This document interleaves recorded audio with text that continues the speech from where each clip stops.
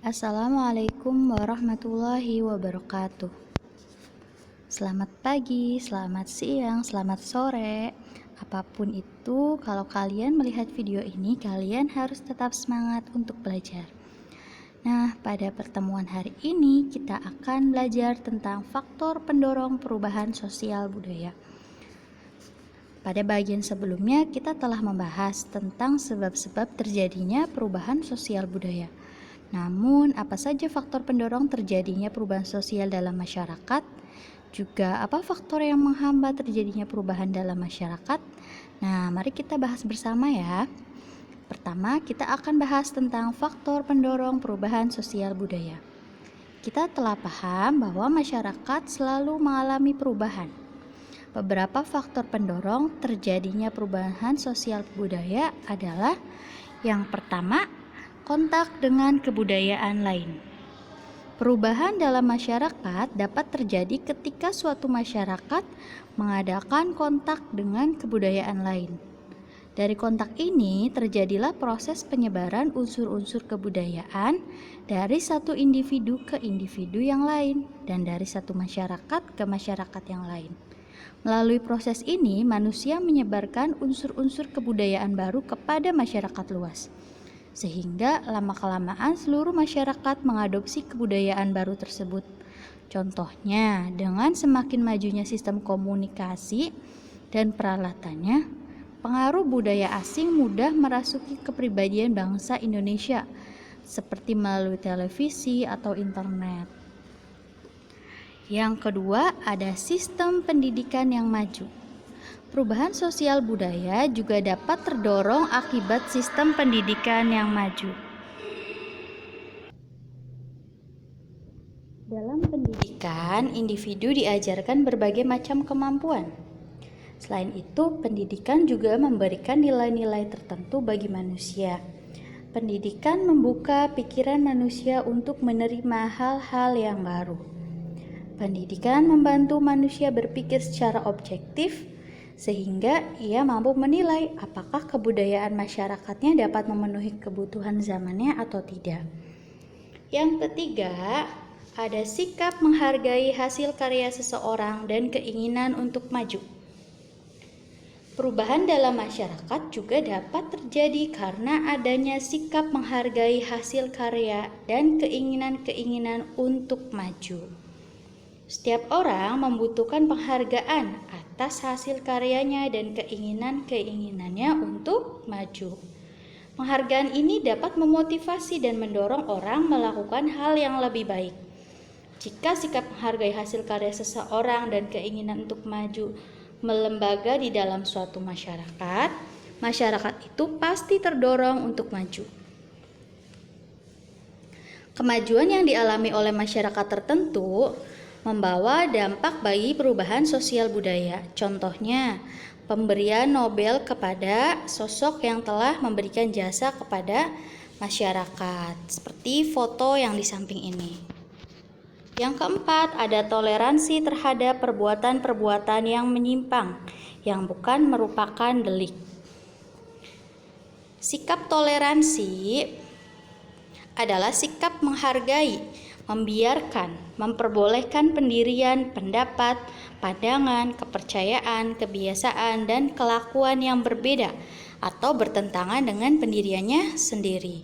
Dengan adanya sikap toleransi, masyarakat membuka kesempatan bagi agen perubahan untuk mengadakan perubahan.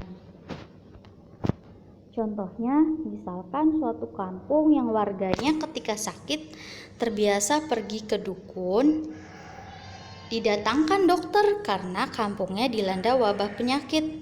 Karena masyarakat tersebut ingin sembuh dari wabah penyakit, mereka menerima kehadiran dokter tersebut. Itu artinya toleransi.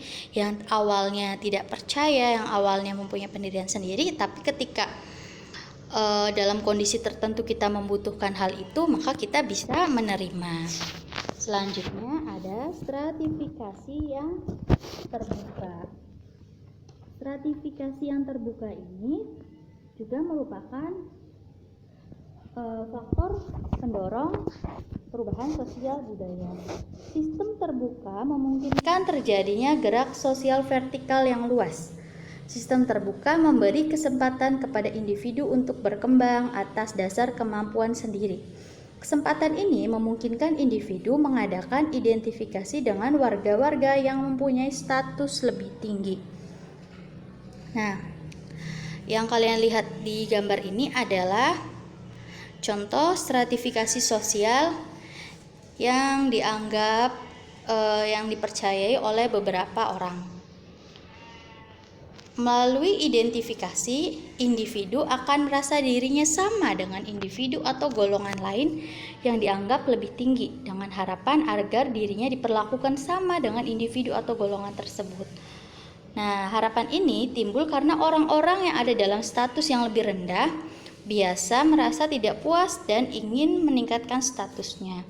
Contohnya pada masyarakat perkotaan yang cenderung heterogen, setiap orang memiliki kesempatan untuk mengalami gerak sosial.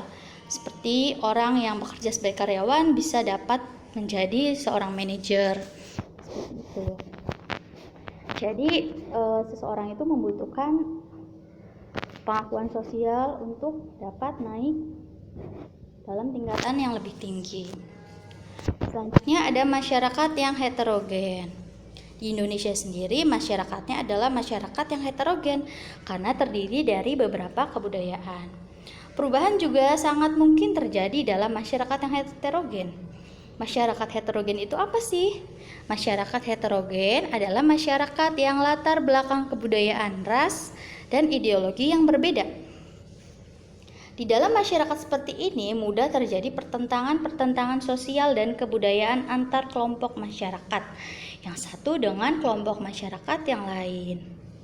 Pertentangan yang paling sering terjadi itu pertentangan antara tradisi yang dihormati oleh kelas sosial yang berlainan. Kecurigaan dan kebencian yang ditunjukkan oleh kelas yang kurang mendapat hak istimewa terhadap kelas elit adalah contoh yang paling sering kita jumpai. Kemudian ada ketidakpuasan masyarakat terhadap bidang-bidang kehidupan tertentu. Perubahan juga dapat terjadi karena ketidakpuasan masyarakat terhadap bidang-bidang kehidupan tertentu. Ketidakpuasan ini dapat terjadi karena berbagai alasan. Salah satunya adalah tidak terpenuhinya kebutuhan primer manusia.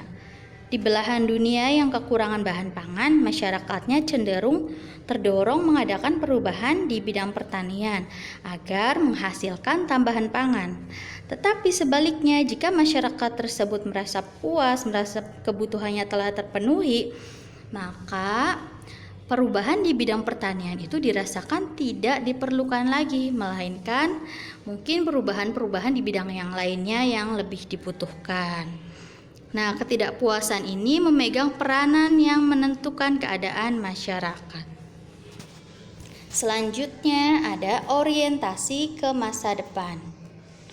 Harapan akan masa depan yang lebih baik dapat mendorong orang untuk membangun rasa percaya diri dan harga dirinya, serta mengembangkan kemampuannya yang terpendam selama ini. Orang-orang yang memiliki kepercayaan diri cenderung bersifat progresif, tidak mau ketinggalan zaman dan mempunyai orientasi ke depan. Mereka juga memiliki sifat menerima, menghargai, serta berusaha menolong terjadinya perubahan. Sikap seperti itu patut ditanam sejak kecil ya, agar dibiasakan menerima perubahan. Yang terakhir, ada nilai bahwa manusia harus senantiasa berikhtiar untuk memperbaiki hidupnya. Motonya biasanya change for the better ya. Nah, perubahan juga terjadi karena berkembangnya nilai sosial, misalnya nilai memperbaiki diri.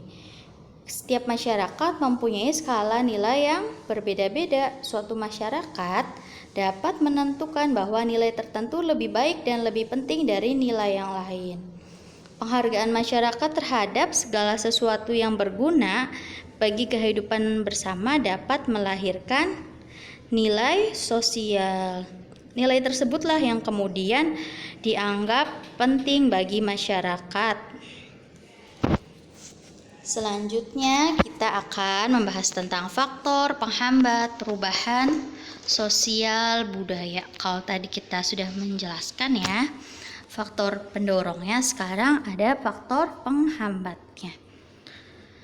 Nah, kurang lebihnya ada 8. Kita bahas 4 dulu. Yang pertama, kurangnya hubungan dengan masyarakat lain.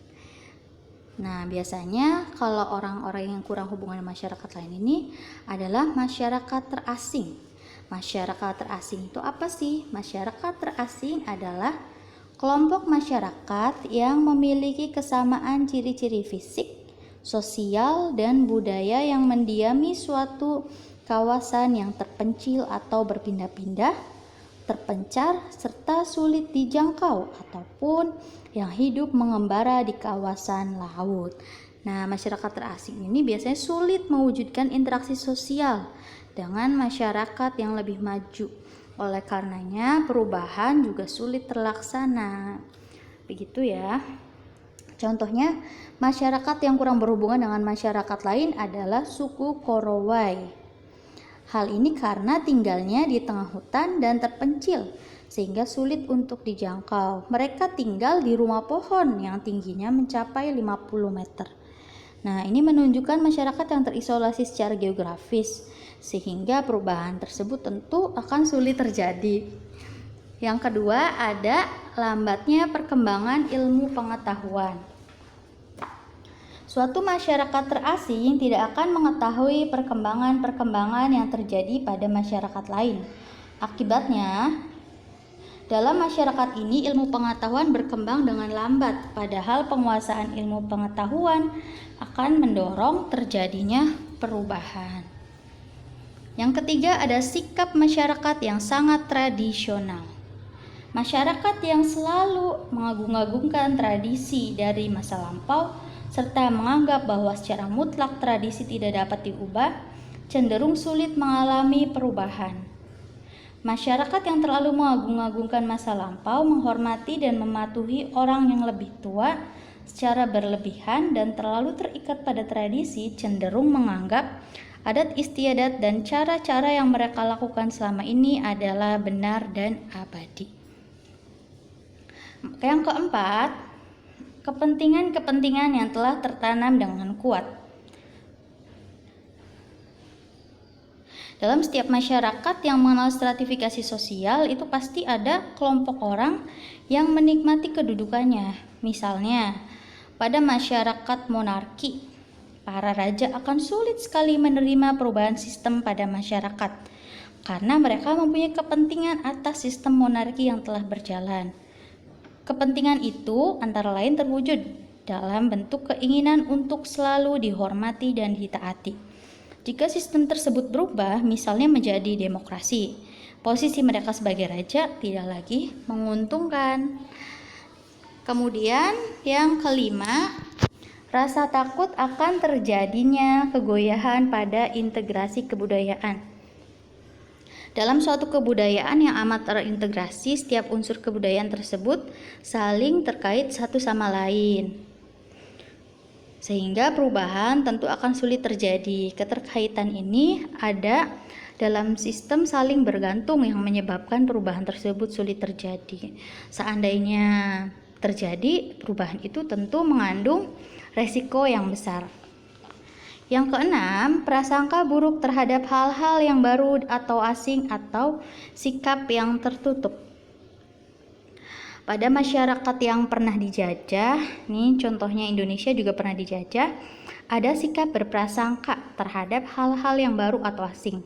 Masyarakat tersebut cenderung menutup diri terhadap hal-hal asing, terutama pada kebudayaan yang hampir sama dengan kebudayaan penjajah.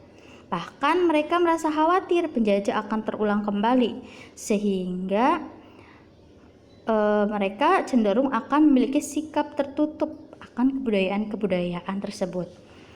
Yang ketujuh, ada hambatan-hambatan yang bersifat ideologis.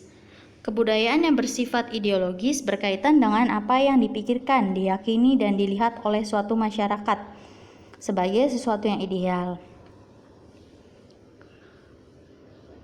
Ketika sebuah unsur baru tampak berbeda, pasti masyarakat akan cenderung menolak dan memiliki sikap bertahan. Contohnya pertumpahan darah yang terjadi pada tahun 1948 di Madiun ketika ideologi Pancasila hendak diubah oleh PKI menjadi ideologi komunis. Hal ini menunjukkan betapa kukuhnya penganut ideologi dalam mempertahankan ideologinya. Yang terakhir ada adat istiadat atau kebiasaan. Adat istiadat atau kebiasaan itu merupakan pola-pola perilaku anggota masyarakat dalam upaya memenuhi segala kebutuhan pokoknya. Kokohnya adat istiadat atau kebiasaan dalam masyarakat membuat perubahan sukar terjadi. Contoh nyatanya itu misalkan dalam suatu daerah banyak hama yang menyerang tanaman padi di sawah, diidentikan dengan kurangnya atau tidak terlaksananya upacara memberikan sesaji sebelum menanam padi. Padahal bisa jadi kondisi ini disebabkan oleh kurangnya pupuk dan obat pembasmi serangga. Tapi tentu pada beberapa penduduk dalam daerah tertentu meyakini hal ini dan ada pula yang sudah tidak meyakini hal-hal tersebut. Nah, terakhir sebagai tugas, coba kalian ceritakan faktor pendorong perubahan sosial apa saja yang terjadi di lingkungan sekitarmu. Nah, apakah terdapat hambatan dalam proses perubahan sosial budaya? Jika ada, silakan dijelaskan. Semoga pembelajaran hari ini dapat bermanfaat ya. Semangat belajar!